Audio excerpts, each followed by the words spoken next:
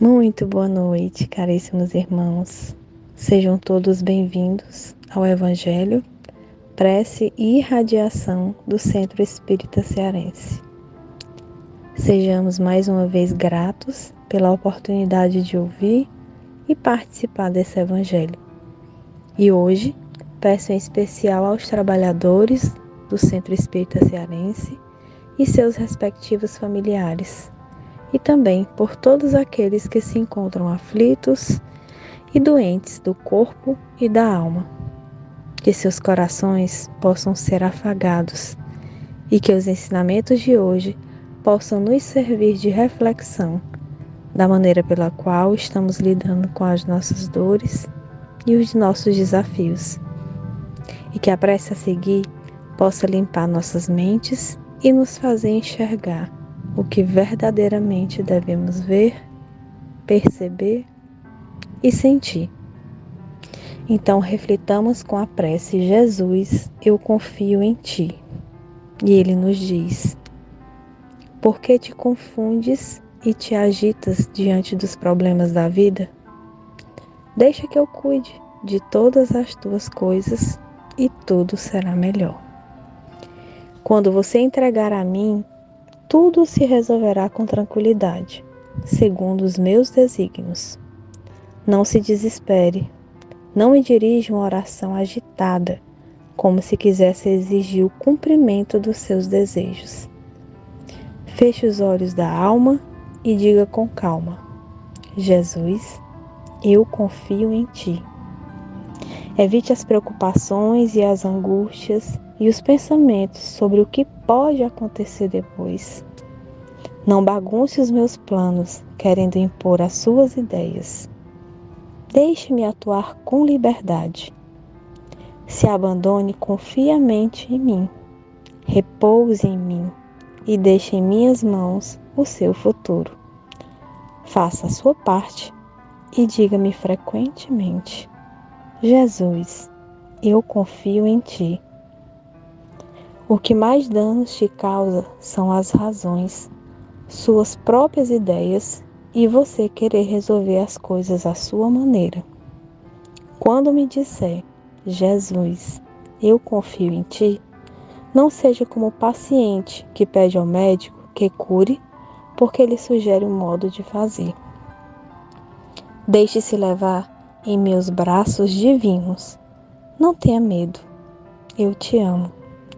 Desejo apenas o seu bem e a sua evolução no caminho da luz. Se acredita que as coisas pioram ou se complicam, apesar da sua oração, siga confiando. Feche os olhos da alma e confie. Continue afirmando a toda hora: Jesus, eu confio em Ti. Necessito das mãos livres para fazer a minha obra. Mesmo que a dor seja forte, a ponto de derramar lágrimas nos seus olhos, eu estarei com você e com sua família em todos os momentos. Afirme: Jesus, eu confio em Ti. E confie em mim. Abandone-se em mim, jogue para mim todas as suas angústias e durma tranquilo. Diga-me sempre: Jesus, eu confio em Ti. E verás acontecer grandes milagres. E eu te prometo, por meu amor a você, pois sempre confiarei em Ti.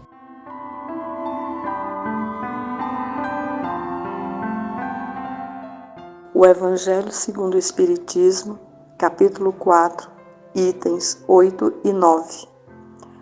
Para se apanhar o verdadeiro sentido dessas palavras, cumpre também ser atente na significação do termo água, que ali não fora empregado na acepção que lhe é própria.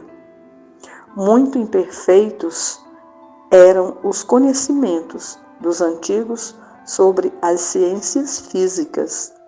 Eles acreditavam que a terra saíra das águas e, por isso, consideravam a água como elemento gerador absoluto.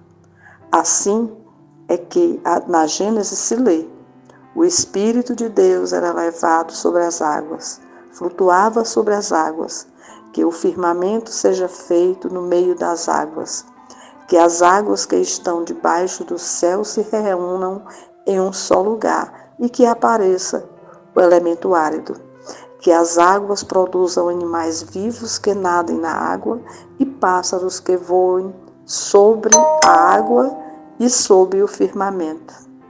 Segundo essa crença, a água se tornara símbolo da natureza material, como o espírito era o da natureza inteligente. Estas palavras, se o homem não renasce da água e do espírito, ou em água e em espírito, significam, pois, se o homem não renasce com seu corpo e sua alma. E nesse sentido que, a princípio, as compreenderam. Tal interpretação se justifica, aliás, por estas outras palavras. O que é nascido da carne é carne, e o que é nascido do espírito é espírito. Jesus estabelece aí uma distinção positiva entre o espírito e o corpo. O que é nascido da carne é carne indica claramente que só o corpo procede do corpo, que o espírito independe deste. O espírito sopra onde quer, ouve-lhe a voz, mas não sabes nem de onde ele vem, nem para onde vai. Pode-se entender que se trata do Espírito de Deus, que dá vida a quem ele quer, ou da alma do homem. Nesta última acepção, não sabes de onde vem, nem para onde vai, significa que ninguém sabe o que foi, nem o que será o Espírito. Se o espírito ou a alma fosse criado ao mesmo tempo que o corpo, saber-se-ia de onde ele veio, pois que se lhe conheceria o começo.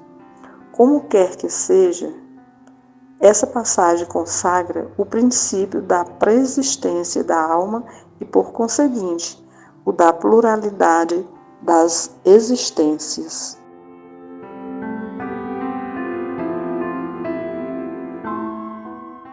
O Evangelho de hoje nos faz refletir sobre a reencarnação e que precisamos aproveitar a nossa existência atual e as próximas encarnações como uma oportunidade de evolução que a infinita misericórdia de Deus nos oferta para nos transformar em pessoas de bem. Neste Evangelho, Jesus nos mostra a separação do corpo do espírito e evidencia a origem de cada um, esclarecendo que o corpo pode gerar outro corpo, mas não gera o espírito, pois só Deus pode criar o espírito. O corpo recebe traços físicos herdados pelos pais, mas a bagagem moral, as virtudes e os vícios, o espírito traz na sua consciência de vidas passadas.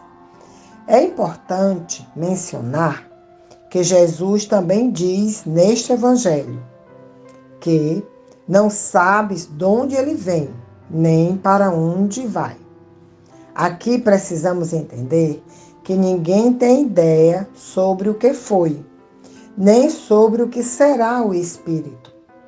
Isto quer dizer também que o Espírito existe desde antes do nascimento do corpo. Quando o Evangelho nos ensina que o nosso Espírito não foi criado ao mesmo tempo que o corpo, aqui encontramos um valioso ensinamento da doutrina espírita, que é o princípio da pré-existência da alma e da pluralidade das existências. Irmãos e irmãs, como conhecedores e crentes da reencarnação, só precisamos fortalecer nossa fé e estudar os ensinamentos da doutrina espírita. Fiquemos com a graça e a paz de Jesus nesta noite de quinta-feira. Muito boa noite, caríssimos irmãos. E com o nosso coração tranquilo e cheio de gratidão pelas palavras do nosso Evangelho, pedimos ao nosso amado Mestre Jesus e aos mentores espirituais fluidificarem a água aqui presente, que possam transmitir energias de restabelecimento para o nosso equilíbrio psíquico e físico.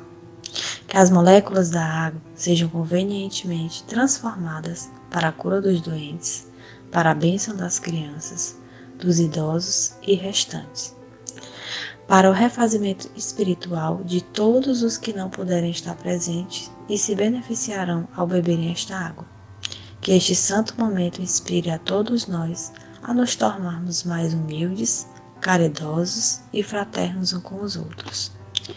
Que os fluidos divinos nos proporcionem mais saúde e vitalidade, coragem e força nos trabalhos do bem, transformando nossa alma para vivermos em harmonia com tudo e com todos. Recebamos a vossa paz, bênçãos de amor e bondade, para o pronto restabelecimento e revitalização da nossa saúde, corpo físico, espírito e alma.